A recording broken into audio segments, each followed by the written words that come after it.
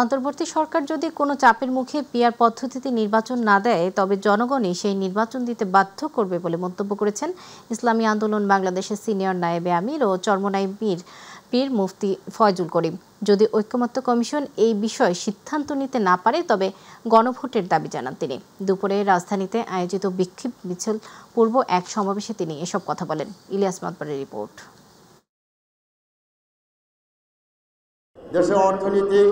রাজধানীর বাইতুল মোকাররম জাতীয় মসজিদের উত্তর গেটে পিআর পদ্ধতিতে নির্বাচন সহ ৫ দফা দাবিতে বিক্ষোভ সমাবেশ করে ইসলামী আন্দোলন বাংলাদেশ। জুলাই সনদের ভিত্তিতে পিআর পদ্ধতিতে জাতীয় নির্বাচন আয়োজন, নির্বাচনে লেভেল প্লেইং ফিল্ড নিশ্চিত করা, গণহত্যার বিচার ও ফেসিবাদের দোষরদের বিচারের আওতায় আনা এবং বিচারকালীন তাদের কার্যক্রম নিষিদ্ধ ঘোষণার দাবি করেছে সংগঠনটি। পিআর সিস্টেমে নির্বাচন দিতে হবে, এই জাতির দাবি। যদি আপনারা মনে করেন যে ঐক্যবদ্ধ কমিশনে আপনার সিদ্ধান্ত বুঝতে না পারেন, সহজ কথা, আপনারা গণভোট দেন। যদি জনগণ পিআর সিস্টেমে নির্বাচনের পক্ষে থাকে তাহলে আমরা অবশ্যই দাবি করতে পারি, আর যদি জনগণ পিআর সিস্টেমে নির্বাচন না চায় তাহলে আমরা দাবি করব না। জুলাই সনদে আইনি স্বীকৃতি দিতে হবে এবং বিচার দৃশ্যমান করতে হবে। যদি তা না করেন সংস্কার করতে হবে। যদি এইগুলি আপনি না করেন, শুধু নির্বাচন করেন, তাহলে আমি মনে করব আপনিও কোনো এক দলের দিকে ঝুঁকে গেছেন। প্রাইমারি স্কুলে গানের শিক্ষক নিয়োগ দেওয়ার বিষয়টি উদ্দেশ্য প্রণোদিত বলেন ফজলুল করিম। গানের টিচারের প্রয়োজনটা কি? সেখানে ইংলিশ টিচার দেন, কম্পিউটার টিচার দেন। আজকে প্রাইমারি শিক্ষা ব্যবস্থা ধ্বংস হয়ে গেছে। এর জন্য প্রাইমারি শিক্ষা লেভেলকে ঢেলে সাজাবার জন্য ধর্মীয় শিক্ষক সেখানে নিয়োগ দিতে হবে এবং কোনো অবস্থাতেই সেখানে গানের টিচার বাংলাদেশে দেয়া যাবে না।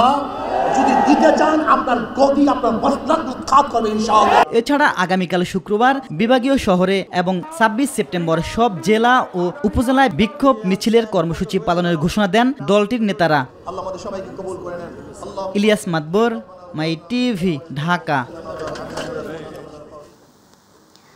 আলোচনার টেবিলে কোনো সমাধান দেখছে না বলে পিআর পদ্ধতির বাস্তবায়ন সহ ৫ দফা দাবিতে আন্দোলন আরও জোরদার করার আহ্বান জানিয়েছে জামায়াত। জুলাই ঘোষণা, জুলাই সনদ বাস্তবায়ন এবং পিআর পদ্ধতিতে জাতীয় নির্বাচন সহ ৫ দফা দাবিতে বাইতুল মোকাররম মসজিদের দক্ষিণ গেটে এই বিক্ষোভ সমাবেশে এসব কথা বলেন দলের সেক্রেটারি জেনারেল মিয়া গোলাম পরোয়ার। সমাবেশ শেষে একটি মিছিল বাইতুল মোকাররম মসজিদ প্রদক্ষিণ করে। আফজাল হোসেনের রিপোর্টে বিস্তারিত। পিআর পদ্ধতিতে নির্বাচন এবং জাতীয় পার্টি ও ১৪ দলের কার্যক্রম নিষিদ্ধকরণ সহ ৫ দফা দাবিতে রাজধানীর বাইতুল মোকাররম মসজিদের দক্ষিণ গেটে অস্থায়ী মঞ্চে বিক্ষোভ সমাবেশ করে বাংলাদেশ জামাতে ইসলামী। এরপর বিক্ষোভ মিছিল অনুষ্ঠিত হয়। এর আগে বাইতুল মোকাররমের চারপাশে সমবেত হন দলটির নেতাকর্মীরা। সমাবেশে প্রধান অতিথির বক্তব্যে জামায়াতে ইসলামীর সেক্রেটারি জেনারেল মিয়া গোলাম পরোয়ার বলেন, সংস্কারের আগে নির্বাচন হলে দেশে আবারও ফ্যাসিবাদ ফিরে আসবে।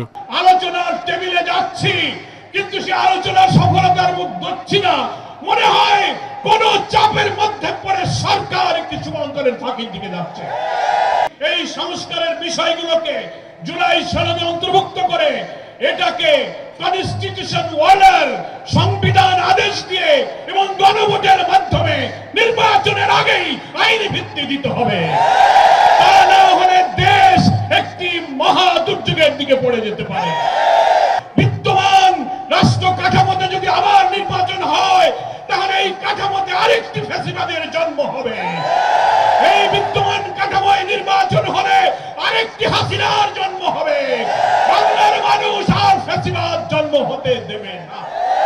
এ সময় দলটির নেতারা পিআর পদ্ধতিতে নির্বাচনের দাবি করেন এবং সরকারের নিরপেক্ষতা নিয়ে প্রশ্ন তোলেন। সফল এবং সুন্দর পদ্ধতি হলো পিআর পদ্ধতি। এই পিআর পদ্ধতির ভিত্তিতে নির্বাচন হবে, লেভেল প্লেইং হবে, প্রশাসনের নিরপেক্ষতা নিশ্চিত করতে হবে। জুলাই সনদ বাস্তবায়ন করতে হবে। এই জুলাই সনদ বাস্তবায়নের ক্ষেত্রে কারা প্রতিবন্ধকতা সৃষ্টি করছে জনগণ তাদেরকে চিহ্নিত করবে। আর এই জুলাই সনদ আইনি ভিত্তি দেওয়ার ক্ষেত্রে সরকারের ভিতরে থেকে যারা ডক্টর ইউনূস সাহেবকে কুপরামর্শ দিচ্ছেন, জনগণ অতীতের নয় তাদেরকেও আগামী দিনে চিহ্নিত করবে। কেন্দ্র ঘোষিত কর্মসূচির অংশ হিসেবে আগামী 19 সেপ্টেম্বর বিভাগীয় শহরে বিক্ষোভ এবং আগামী 26 সেপ্টেম্বর দেশের সকল জেলা উপজেলায় বিক্ষোভ করবে জামায়াতে ইসলামী। আফজাল হোসেন, মাই টিভি, ঢাকা। জুলাই আন্দোলনের সনদ বাস্তবায়ন, পিআর পদ্ধতিতে নির্বাচন, জুলাই গণহত্যার বিচার, নির্বাচনের লেভেল প্লেইং ফিল্ড এবং জাতীয় পার্টি ও 14 দলের রাজনীতি নিষিদ্ধ করার দাবি নিয়ে বায়তুল মোকাররমের উত্তর গেটে বিক্ষোভ সমাবেশ করেছে বাংলাদেশ খেলাফত মজলিস ঢাকা মহানগর শাখা। সমাবেশে খেলাফত মজলিসের নেতারা জুলাই সনদ এবং পিআর পদ্ধতি বাস্তবায়নে অন্তর্বর্তী সরকারের নেতিবাচক ভূমিকার জন্য ক্ষোভ প্রকাশ করেন। ফ্যাসিবাদের দোসর দলগুলোকে বাতিল করার দিকেও জোর দেন তারা। আর দাবি আদায় না হলে কঠোর কর্মসূচি নিয়ে আসার ঘোষণাও দিয়েছেন তারা। আমরা আশা করি আগামী ফেব্রুয়ারির আগেই অনেকগুলো বিচার দৃশ্যমান হয়ে যাবে। ঐক্যমত্যের মিটিং হয়েছে, অনেকগুলো আলোচনা হয়েছে। আলোচনায় আমরা কিছু বিষয়ে একমত হয়েছি, কিছু বিষয় ডিজাইন সহ আমরা একমত হয়েছি। আমরা চাই এই বিষয়গুলো এই সময় আমলে বাস্তবায়ন করতে হবে। জুলাই সনদ 2025-এর আইনি ভিত্তি প্রদান করতে হবে। রাষ্ট্রপতির ঘোষণার মাধ্যমে, সাংবিধানিক ঘোষণার মাধ্যমে তাকে কার্যকর করতে হবে এবং পরবর্তী সময়ে 2 মাসের মধ্যে আমরা চাই গণভোটের মাধ্যমে তাকে সাংবিধানিক মর্যাদা প্রদান করে সংবিধানে অন্তর্ভুক্ত করার জন্য। বিএনপি মহাসচিব মির্জা ফখরুল ইসলাম আলমগীর বলেছেন, নির্বাচনে পিআর পদ্ধতি ও কোনো দল নিষিদ্ধ চায় না বিএনপি। সিঙ্গাপুর থেকে দেশে ফিরে সন্ধ্যায় হযরত শাহজালাল বিমানবন্দরে সাংবাদিকদের সাথে আলাপকালে তিনি মন্তব্য করেন। মির্জা ফখরুল বলেন, চলমান আলোচনার মাধ্যমে নানান ইস্যুতে রাজপথে কর্মসূচি নিয়ে কিছু দল অহেতুক চাপ সৃষ্টি করছে, যা গণতন্ত্রের জন্য মোটেও শুভ নয়। মির্জা ফখরুল বলেন, ছাত্র জনতার গণ অভ্যুত্থানের পর বিএনপি কোনো ইস্যুতে আন্দোলনে যায়নি। আলোচনার মাধ্যমে সমস্যার সমাধান সম্ভব।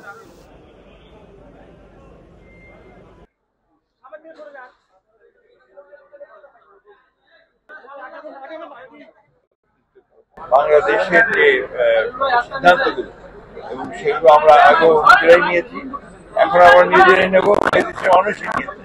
আমরা পিআরের পক্ষে নই, কারণ আমরা মনে করি যে বাংলাদেশের পিআরের কোনো প্রয়োজনীয়তা নাই।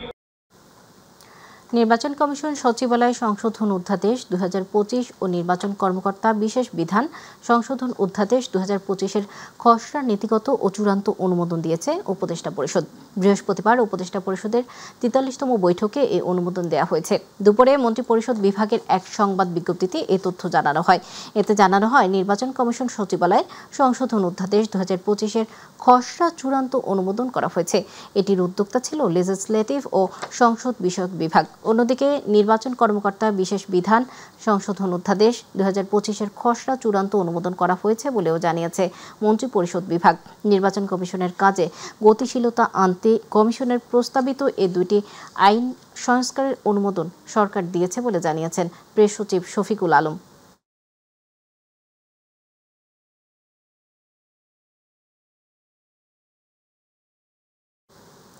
সংসদীয় আসনের সীমানা পুনর্নির্ধারণ নিয়ে বিরোধ রয়েছে। দেশের বিভিন্ন স্থানে বিক্ষোভও হয়েছে।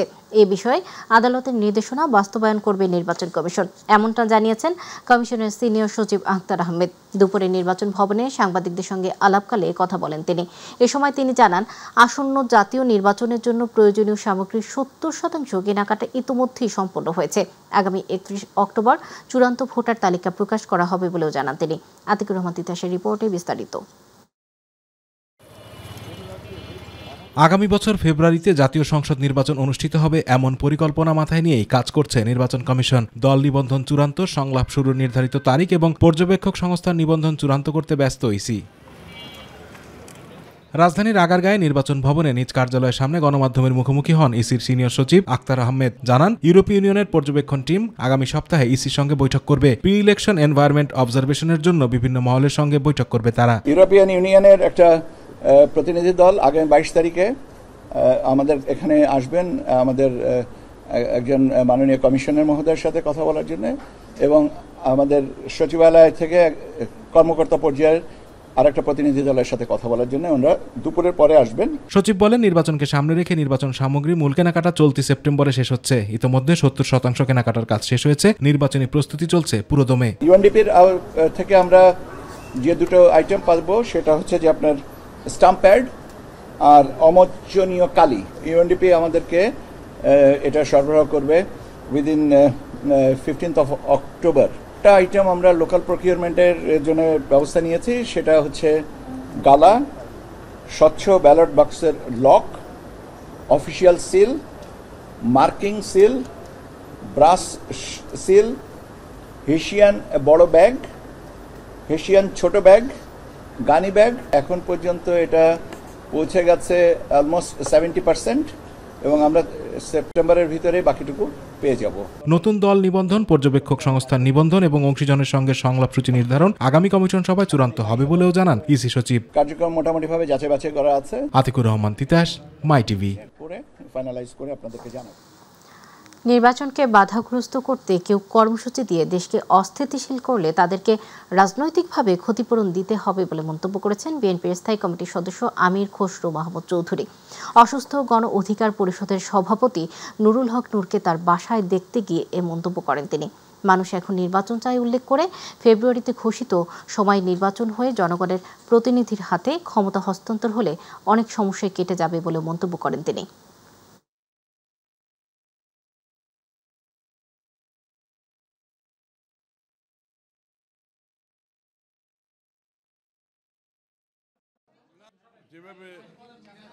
এখন তো দেশ নির্বাচনের দিকে যাচ্ছে এবং এটার জন্য তো আমরা গত 15-16 বছর এত ত্যাগ স্বীকার করেছে সবাই মিলে। সুতরাং নির্বাচনের সাথে কোন পার্টির কী দাবি দেওয়া এটা কোনো সম্পর্ক নাই।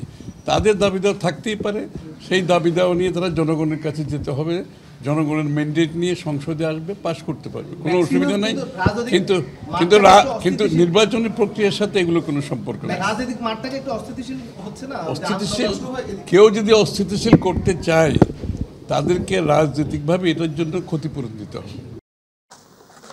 জুলাই আগস্টে বৈষম্য বিরোধী আন্দোলন দমনের সময় সাবেক প্রধানমন্ত্রী শেখ হাসিনার পতনের আগে অধ্যাপক ডক্টর মোহাম্মদ ইউনূসকে সরকার প্রধান হওয়ার প্রস্তাব দেওয়া হয়েছিল বলে জানিয়েছেন জাতীয় নাগরিক পার্টি এনসিপি আহ্বায়ক নাহিদ ইসলাম।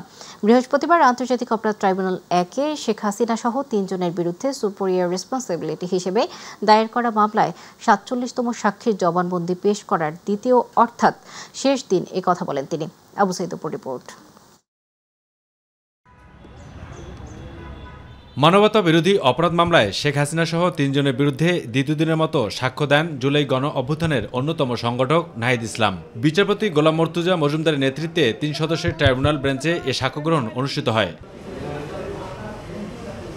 আর এ সময় নাহিদ ইসলাম বলেন, জুলাই আন্দোলনকারী নেতাদের গ্রেপ্তারের পর তাদের আন্দোলন প্রত্যাহারের চাপ দিয়েছিলেন শেখ হাসিনার প্রশাসন। সে সময় শেখ হাসিনার স্বরাষ্ট্রমন্ত্রী সহ আইনশৃঙ্খলা বাহিনীর শীর্ষ কর্মকর্তারা জুলাই গণহত্যার জন্য দায়ী বলে সাক্ষ্য দেন। সেই সাথে তাদের দৃষ্টান্তমূলক শাস্তি দাবি করেন তিনি। যত বাহিনীর যে সকল সদস্যরাই হত্যাকাণ্ডে, নির্যাতনে, গুমে অংশগ্রহণ করেছে এবং যাদের নির্দেশ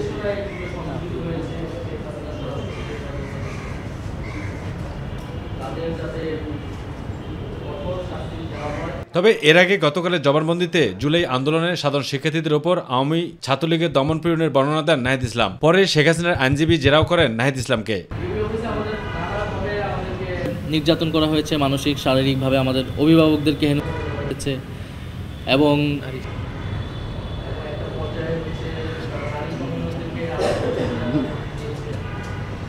একটা পর্যায়ে তারা আমাদেরকে হুমকি দিয়ে জোরপূর্বক আমাদের দেশেই লিখিত বক্তব্যটি পাঠ করায়। অপরদিকে জুলাই গণ অভ্যুত্থানে রাজধানীর রামপুরায় সাদের কার্নিশে ঝুলে থাকা আমির হোসেনকে গুলি করা সহ 2 জনকে হত্যার ঘটনায় মানবতা বিরোধী অপরাধের মামলায় ডিএমপির সাবেক কমিশনার হাবিবুর রহমান সহ 5 জনের বিরুদ্ধে আনুষ্ঠানিক অভিযোগ গঠন করে বিচার শুরুর আদেশ দিয়েছে আন্তর্জাতিক অপরাধ ট্রাইব্যুনাল। একই সঙ্গে সূচনা বক্তব্য উপস্থাপনের জন্য আগামী 16 অক্টোবর দিন ধার্য করা হয়েছে।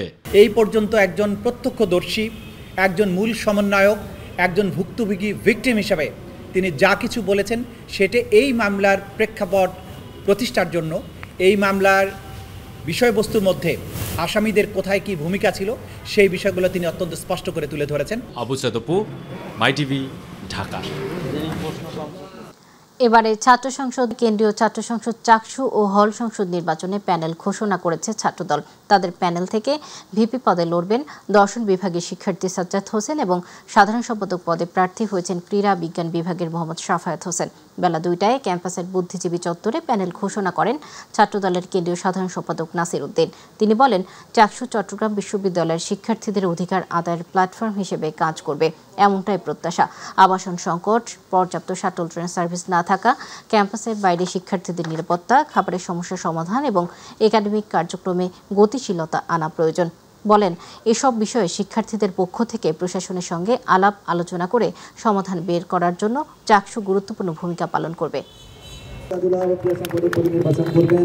ইসলামিক স্টাডিজ ডিপার্টমেন্টের শিক্ষার্থী মোহাম্মদ শাহরান মারুফ ধরে এই প্ল্যাটফর্মটি শিক্ষার্থীদের অধিকারের জন্য যে নির্বাচন হওয়ার কথা ছিল, বিভিন্ন ইসলামী ছাত্র শিবির কেন্দ্রীয় সভাপতির পক্ষ থেকে প্রতিনিধি হিসেবে আমি উপস্থিত হয়ে সবাইকে রেডি হয়েছে। চট্টগ্রাম বিশ্ববিদ্যালয় কেন্দ্রীয় শিক্ষার্থী সংসদ চাকসু নির্বাচনে সমন্বিত শিক্ষার্থী জোট নামে সাধারণ শিক্ষার্থীদের নিয়ে পূর্ণাঙ্গ প্যানেল ঘোষণা করেছে ছাত্র শিবির। বৃহস্পতিবার দুপুর 2:30টার দিকে বিশ্ববিদ্যালয়ের জারুল্লতায় এক সংবাদ সম্মেলনে এ ঘোষণা দেন সংগঠনটির কেন্দ্রীয় মানব সম্পদ ব্যবস্থাপনা সম্পাদক সাইদুল ইসলাম। প্যানেলে ভিপি পদে মনোনীত হয়েছেন 2017-18 শিক্ষাবর্ষের ইতিহাস বিভাগের ইব্রাহিম হোসেন রনি। জিএস পদে রয়েছেন 2019-20 শিক্ষাবর্ষের ইতিহাস বিভাগের শিক্ষার্থী ও শাখা ছাত্র শিবিরের সাহিত্য সম্পাদক সাইদ বিন হাবিব এবং এজিএস পদে মনোনীত হয়েছেন সাজ্জাদ হোসেন মুন্না। দীর্ঘদিনের আমাদের চাওয়া ছিল যে আমরা চাকসু চাই। প্রায় 3 যুগ পর 36 বছর পরে এসে আমরা চাকসুতে আবারও চমৎকার একটি আমেজ লক্ষ্য করেছি। তো আপনারা আমার অনুভূতি জানতে চেয়েছেন। আমার মনে হয় নিঃসন্দেহে চতুর্থ দিনের মতো রাকসু, হল সংসদ ও সিনেট ছাত্র প্রতিনিধি নির্বাচন ঘিরে পুরো ক্যাম্পাস জুড়ে চলছে প্রার্থীদের জমজমাট প্রচার প্রচারণা। 11টি প্যানেল এবং স্বতন্ত্র মিলিয়ে 903 জন প্রার্থী দিনরাত চালাচ্ছেন প্রচারণা।